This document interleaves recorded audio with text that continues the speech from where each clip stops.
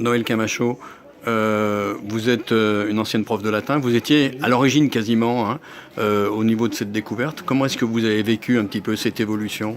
20 ans un petit peu ici avec l'installation d'une salle d'exposition, une magnifique mosaïque.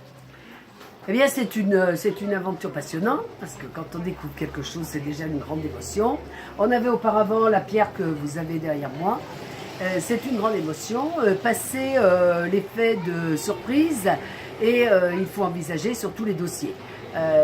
Pour essayer de faire quelque chose, M. Gaillard, le propriétaire, a rétrocédé au conseil à l'époque général de l'Isère, donc au département de l'Isère, la mosaïque. Il a fallu de nombreux dossiers avec beaucoup de parties en présence, le département et son patrimoine, la commune bien sûr, et l'association Janus, qui a été un peu dès l'origine, hein, on a été fondé 2 mois après la découverte, qui a été dès l'origine un peu la mouche du coche, qui a poussé tous ces dossiers pour arriver à la salle d'exposition que vous connaissez, et qui maintenant, avec la force de ses 185 adhérents, une vingtaine de gens très actifs, essaye de faire vivre et d'animer au mieux ce patrimoine. Alors là, vous êtes très à votre aise parce que finalement, vous enseignez le latin.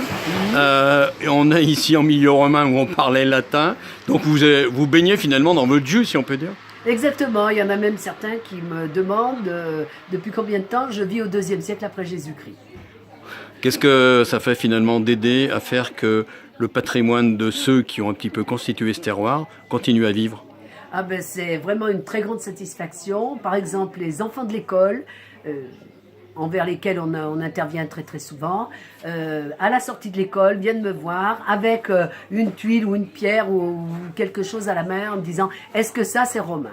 Et ça, c'est la plus grande satisfaction qu'on puisse avoir, puisqu'on les a sensibilisés au patrimoine d'un village qui a la chance, je le leur dis tout le temps, d'avoir des pierres qui parlent.